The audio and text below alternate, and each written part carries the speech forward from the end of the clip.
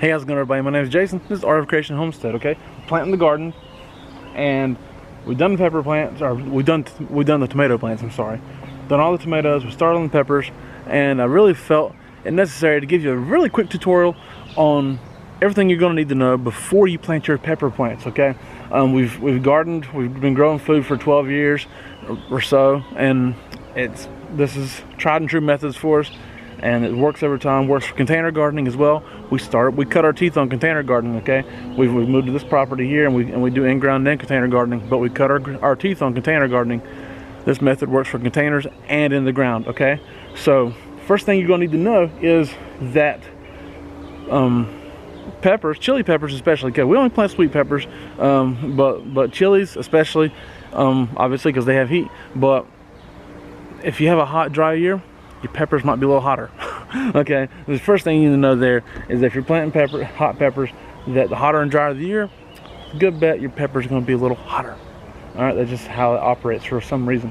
But beyond that, let's go plant some peppers. Okay, so we've already started planting our peppers, and this might make some people cringe a little bit because they're just so uptight about having to space everything just perfectly. Peppers don't need as much space, plain and simple. Okay. What we do is we got 8 varieties going in the ground. We'll put 16 inches between the varieties. You can go a little more, obviously, if you have space. We're space savers, okay? We have a small space, we do things on a small space. This method works for containers, it works for everything else. So we keep doing it in the ground because this is what works. We get 20-something quart bags full of frozen peppers every year, and it never fails. So this is what we're doing, and we'll keep doing it. And I suggest you do the same. All right, so now we'll put 15 and 16 inches between our varieties. Okay, I've done the math when I need to put 15 inches between our varieties today. So I've got 15 inches here marked out. Okay, so I have to be very precise about what I'm doing. Well, obviously, I just dig a hole. Very, very simple, right?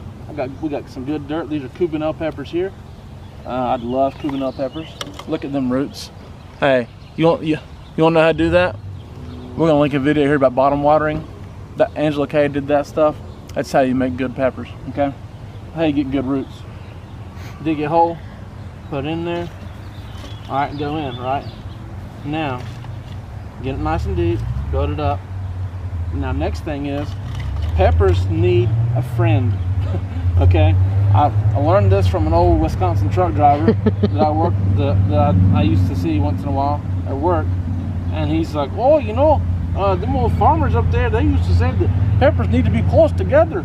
And I said, okay, cool. So we started doing that. He said, it's like they mate or something. So that's what we do. Now put 9 inches. You can go 8 to 10 inches between your pepper plants. Okay. And it works. It works great. It like doubles the production of each plant. It's insane. So we put, about a 1.5 to 2 feet between your varieties, but then inside your varieties, put about 8 to 10 inches, okay, between them, and they grow better together. Now they need Epsom salt. Peppers need magnesium for blossom set and producing great peppers. Okay, Epsom salt is a great source of magnesium. It's actually technically magnesium sulfate, so that's why it is. So you put that around there, put that there, and all right, now we get some nitrogen. Got some blood meal here for some nitrogen. Now, peppers are just like tomatoes. They don't need a ton of nitrogen. Okay, they're not as heavy feeders as people want to make them out to be. Nitrogen is the least of what they need, and we've already got good soil in here from adding dried leaves and our chicken bedding.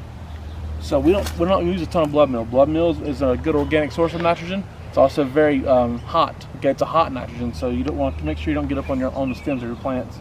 So be very light with it, and obviously it needs a little more for phosphorus and potassium. Okay, that's what the NPK. That's what the initials are for your numbers. Okay, if you see 10, 10, 10 or whatever, that's nitrogen, phosphorus, and potassium. So blood meal is a nitrogen.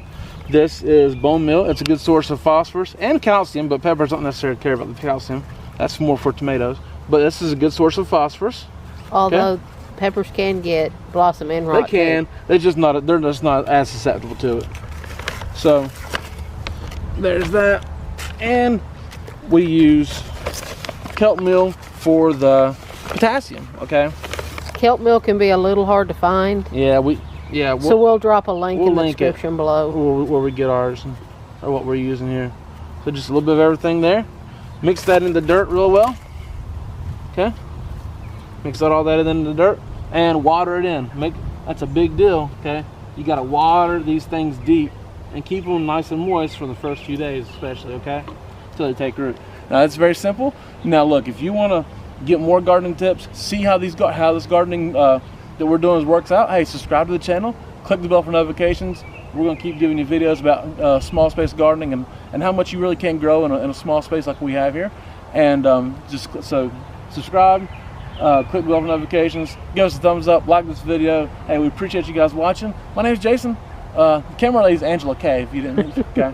This is our Creation Homestead. We love you guys. God bless you and goodbye.